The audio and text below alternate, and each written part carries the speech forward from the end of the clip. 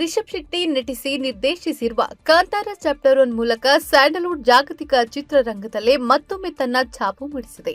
ಉತ್ತಮ ಕತೆ, ಕಾಡುವ ಚಿತ್ರಕಥೆ, ಮನಮುಟ್ಟುವ ನಟನೆ, ಗಮನ ಸೆಳೆಯುವ ಸಂಗೀತ, ಅತ್ಯುತ್ತಮ ಛಾಯಾಗ್ರಹಣ ಇದ್ರೆ ಭಾಷೆಯ ಹಂಗಿಲ್ಲದೆ ಪ್ರೇಕ್ಷಕರು ಮುಗಿಬಿದ್ದು ಸಿನಿಮಾ ನೋಡ್ತಾರೆ ಎನ್ನುವುದಕ್ಕೆ ಕಾಂತಾರ ಚಾಪ್ಟರ್ 1 ಸ್ಪಷ್ಟ ಉದಾಹರಣೆ. ಅಕ್ಟೋಬರ್ 2ರಂದು ವಿವಿಧ ಭಾಷೆಗಳಲ್ಲಿ 30ಕ್ಕೂ ಹೆಚ್ಚು ದೇಶಗಳಲ್ಲಿ ತೆರೆ ಕಂಡ ಈ ಚಿತ್ರ 16 ದಿನಗಳಲ್ಲಿ 725 ಕೋಟಿ ರೂಪಾಯಿ ಗಳಿಸಿದೆ. ಆ ಮೂಲಕ ಬಾಲಿವುಡ್ನ ದಿಗ್ಗಜರಾದ ಸಲ್ಮಾನ್ ಖಾನ್, ರಣಬೀರ್ ಕಪೂರ್ ಅವರ ಬಾಕ್ಸ್ ಆಫೀಸ್ ಕಲೆಕ್ಷನ್ ಮೀರಿ ಮುನ್ನುಗ್ತಾ ಇದೆ. ದೀಪಾವಳಿ ಹಿನ್ನೆಲೆಯಲ್ಲಿ ರಜೆ ಇರುವುದರಿಂದ ಮುಂದಿನ ದಿನಗಳಲ್ಲಿ ಗಳಿಕೆ ಹೆಚ್ಚಾಗುವ ಸಾಧ್ಯತೆ ಇದೆ.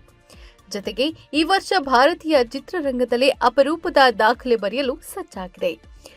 ಚಿತ್ರ ತೆರೆ ಕಂಡ 16ನೇ ದಿನವಾದ ಅಕ್ಟೋಬರ್ 17ರಂದು 8 ಕೋಟಿ ರೂಪಾಯಿ ದೋಚಿಕೊಂಡಿದೆ. ಇದುವರೆಗಿನ ದಿನದ ಅತಿ ಕಡಿಮೆ ಕಲೆಕ್ಷನ್ ಇದಾಗಿದೆ. ಆದಾಗ್ಯೂ ಹಲವು ಟಾಪ್ ನಟರ ಚಿತ್ರದ ಮೊದಲ ದಿನದ ಗಳಿಕೆಗಿಂತ ಹೆಚ್ಚು ಎನ್ನುವುದು ವಿಶೇಷ.